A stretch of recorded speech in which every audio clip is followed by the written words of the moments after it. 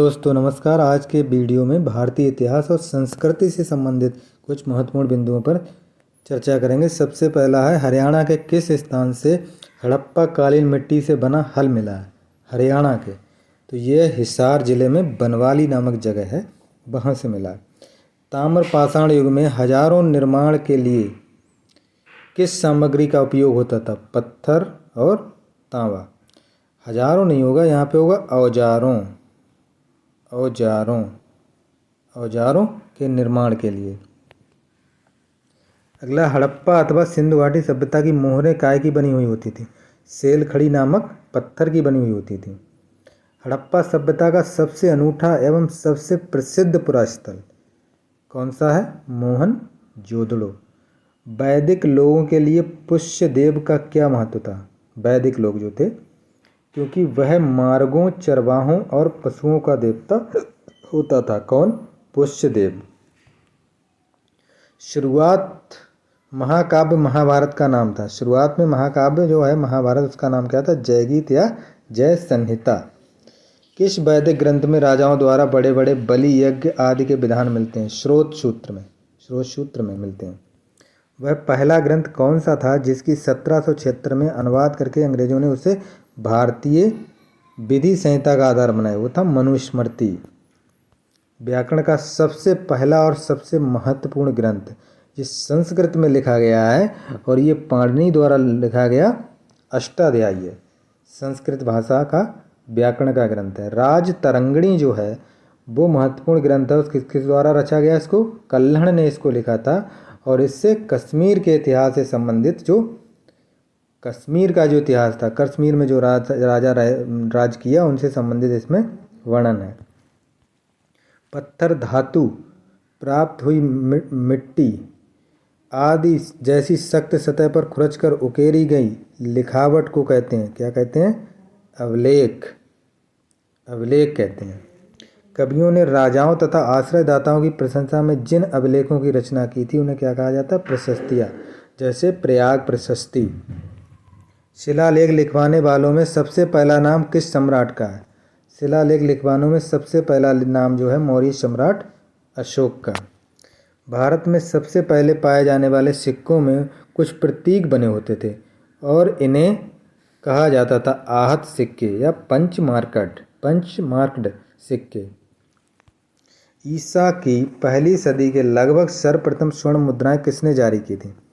सर्वप्रथम स्वर्ण मुद्राएं कुषाणों द्वारा, कुषाण शासक जो थे, कुषाण वंश के, उन्होंने जारी की थी। मध्य पाषाण युग के औजारों को किस नाम से पुकारा जाता है? मध्य पाषाण युग के औजारों को सूक्ष्म पाषाण नाम से पुकारा जाता है। नव पाषाण शब्द की रचना किसने की थी? जॉन लुब्बाक थे। बहुत ही इंपॉर्टेंट है, पूछा जाता है। चट्टानों पर चित्रकारी तथा भित्ति चित्र किस काल की भिन्न विशिष्ट कला थी? ये थी मध्य पाषाण काल की ये परंपरा थी।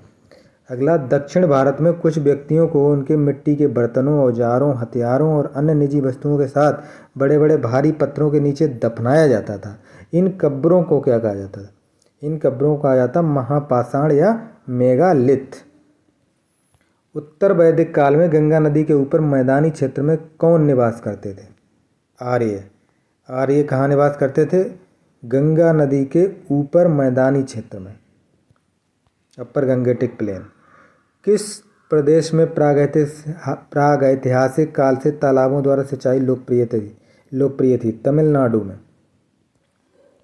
ईसा की 5वीं शताब्दी में भारत में आए किस विदेशी यात्री ने गुप्तकालीन भारत की स्थितियों का वर्णन किया? फायान जो थे, चीनी यात्री थे, चीन से आए थे। इन्होंने चंद्रगुप्त के दरबार में आए थे और इन्होंने गुप्तकालीन भारत की स्थितियों का वर्णन किया था।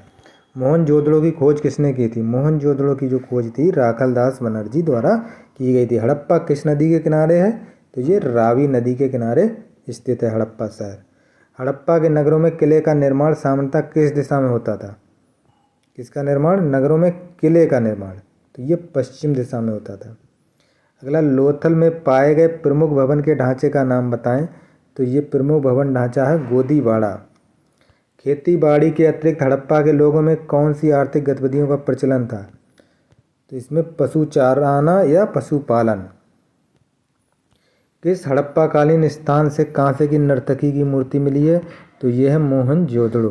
हड़प्पा के लोगों के लिए आवा प्राप्त करने का प्रमुख स्रोत कौन सा स्थान है? राजस्थान में खेतड़ी की खदान। खेतड़ी की खदान। उसके बाद हमारा आवा, हड़प्पा के लोगों के लिए आवा। उसके बाद हड़प्पा काल के लोग किस सामग्री से बने कपड़े पहनते थे? हड़प्पा काल होगा, हड़प्पा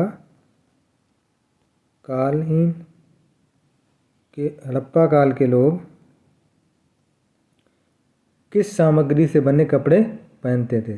तो ये सूत यानी कपास जो कॉटन होता था और ऊन के कपड़े पहनते थे।